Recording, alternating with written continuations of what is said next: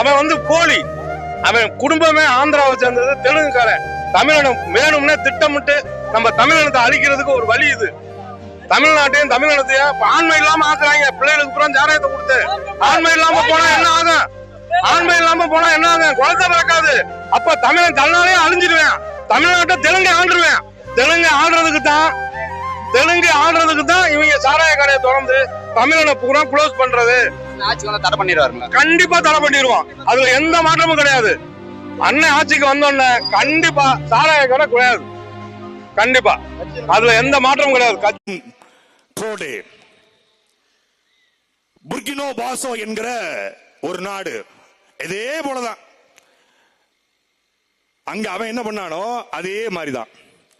வைரம் கொட்டி கிடக்குது, வளங்கள் கொட்டி கிடக்கிறது. என்ன பண்றான் அமெரிக்கா, மேற்குலக நாடுகள் அதை சந்தை போல பயன்படுத்துகிறது. 2022 மிகப்பெரிய ராணுவ புரட்சி செய்த அதிகாரத்தை கைப்பற்றுகிறார் இப்ராஹிம் ரோடு. வந்தவர் என்ன சொல்ற, டேய் என் வளங்கள் என் மக்களுக்கு சொன்ன அறிவிக்கிறான். ஒரே நாள் இன்னைக்கு கத்துறான், கதறான். ஐநா ஐயோ மனித உரிமை மீறல், ஐயோ இது பாசிசம், ஐயோ இது ராசிசம். போட என் வெங்காயம். நீ நினைச்சுக்கிட்டு இருக்க ஒரு கருத்த ஆளு ஏதோ டீசர்ட்டை போட்டு பேசுறாரு, ஏதோ ஈழம் பிரபாகரன் பேசுறாரு, ஏதோ மலை மாடுன்னு பேசுறாரு, ஏதோ மரம்னு பேசுறாரு. நீ மேடையில பேசுற சீமான தானே பாசிருக்க. நீ தனியா பேசுற சீமான பார்த்தது இல்லல. அவர் மண்டைக்குள்ள இருப்பதை மட்டும் இறக்கி வச்சா 6 மாசத்தில் ஒட்டுமொத்தமான உலகத்தினுடைய தலை சிறந்த மாநிலமாக தமிழ்நாடு இருக்கும். ஆனா நீ தப்பிச்சு நினைக்கிறத அவர் ஏதோ ஓட்டு எனக்கு வச்சுக்க, நீ எவனுக்கோ போடு. நான் பேசுறது புரிஞ்சா போடு.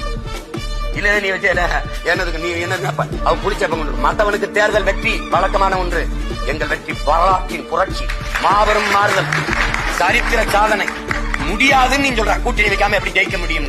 உலகம் போறா எனக்கு கற்பிச்சவன் இன்குலின் டாட்டா வரைக்கும் சொன்னது என்ன சொல்லுங்க, எது முடியாதுன்னு சொல்றானோ அதை நீ முடிச்சு காட்டுவது, அதுக்கு பிறந்த சாதனை.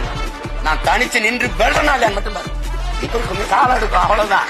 அது முடியாது, உங்களால முடியாதுன்னு சொல்லுங்க, ஒதுங்க. யாராலும் முடியாதுன்னு சொல்ல, எவராலும் முடியாததை என்னால் முடியும், எங்களால் முடியும் சொல்றது பேர் தான் சாதனை.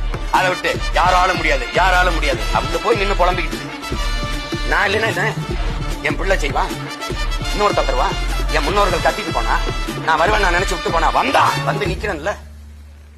15 வருஷமா எத்தனை பேரம் பேசியிருப்பான், எத்தனை ஆயிரம் கோடி பேரம் பேசியிருப்பான், எத்தனை சீட்டு எவ்வளவு பதவியாசை கட்டிருப்பான். சமரசம் செஞ்சிருக்கேன்னா பாருங்க. ஏன் 22 நாடுகள் எவ்வளவோ பேரம் பேசி சரணடையாம நின்று சரணடைஞ்சு வாழ்றதுக்கு பதிலா சண்டைட்டு சாகலாம்னு சண்டைட்டு செத்த மரவனின் பிள்ளைகள் தாங்க. நீங்க இந்த 4 சீட்டு 3